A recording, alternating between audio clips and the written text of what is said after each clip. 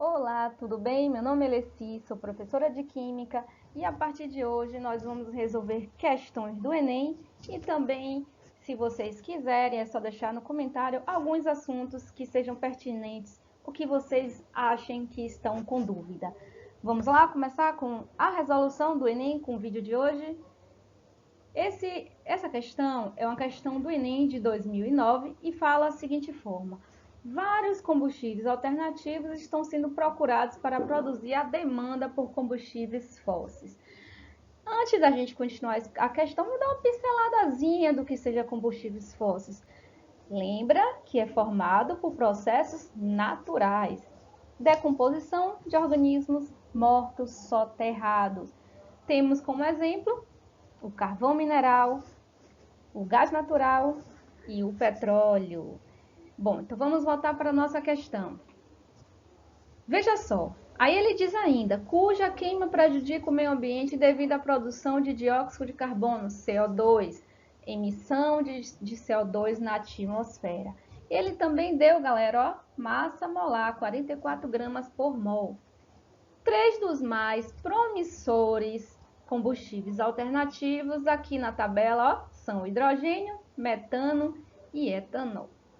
E ele ainda diz o seguinte: a queima de um mol de cada um desses combustíveis libera uma certa quantidade de calor. Veja que está tudo na tabela, o que a gente precisa. Olha, a gente tem um consumo de 270 kJ por mol de H2, 900 de CH4 e 1.350 de etanol. Lembrando também que ele já dá as massas molares nessa tabela. Considere que foram queimadas massas independentemente desses três combustíveis, de forma tal que em cada queima foram liberados 5.400 kJ. Perceba que nessa questão ele pede duas coisas. Primeiro, o combustível mais econômico, ou seja, o que teve menor massa consumida, é o que a gente vai calcular primeiramente. Depois, a gente vai achar o combustível mais poluente, que é aquele que produziu a maior massa de dióxido de carbono. Vamos para a resolução? Olha só, a nossa resolução é o seguinte: nós temos aqui uma regra de 3. Lembrando que a gente vai calcular para os três combustíveis: hidrogênio, metano e etanol. Vamos primeiro para o combustível 1, o hidrogênio.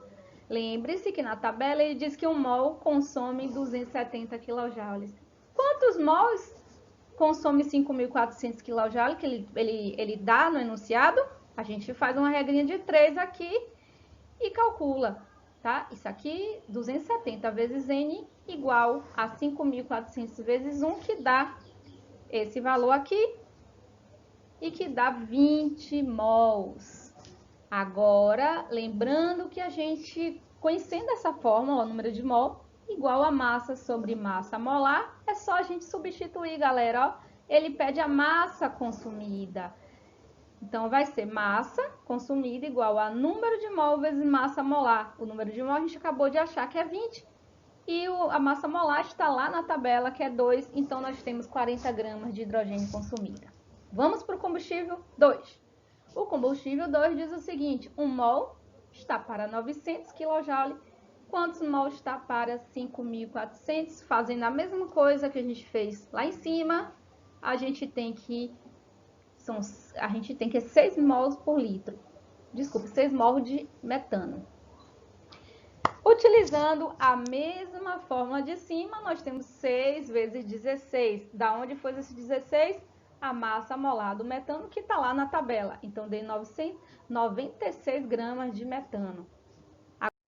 Agora, nós vamos calcular para o combustível 3, o etanol.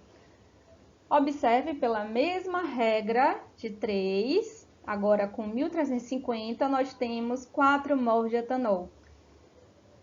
O que a gente faz aqui? Multiplica o 4 pela massa molar, que é 46, e vai dar 184 gramas de etanol consumida. O que a gente pode concluir? que o combustível mais econômico é o hidrogênio, pois consumiu a menor massa, que foi de 40 gramas. Então, a gente já pode concluir que é a letra B. Lá no Enem, como você não tem muito tempo e você viu que a única alternativa que possui hidrogênio como menor massa consumida, então você já assinala a letra B e corre para a próxima questão. Porém, aqui como a gente tem tempo, a gente ainda pode calcular a segunda pergunta, em que diz qual a quantidade de CO2, né, liberada na atmosfera. A segunda questão, lembrando, qual a quantidade de CO2 liberada na atmosfera?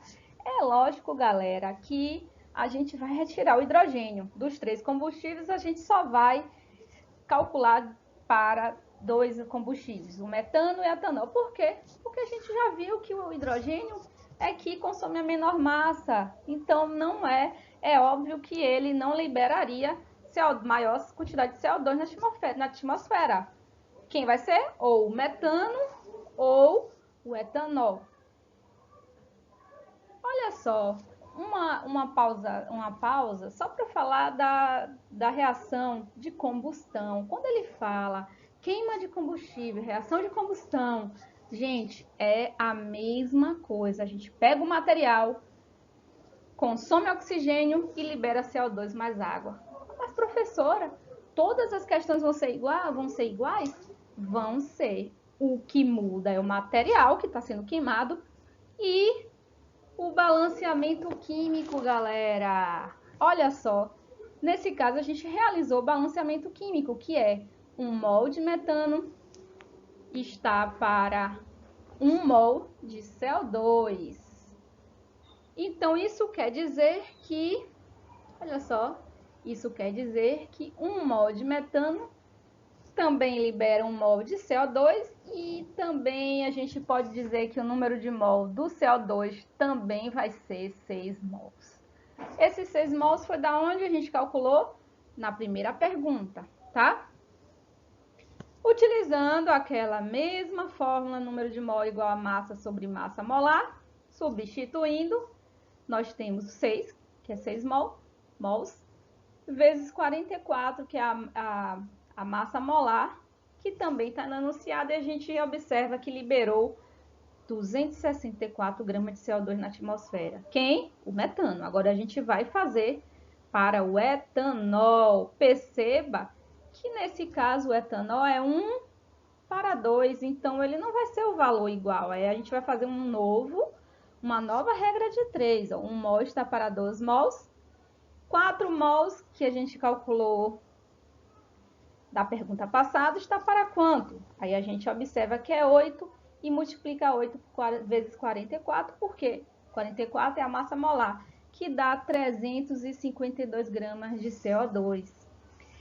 Então, a gente pode concluir que dos 2 combustíveis, quem liberou maior quantidade de CO2 na atmosfera foi o CO2, ou desculpe, foi o etanol. Por quê? Porque foi 352 gramas emitido na atmosfera. Então, a gente pode concluir que é a letra B. Espero que vocês tenham gostado. Até o próximo vídeo.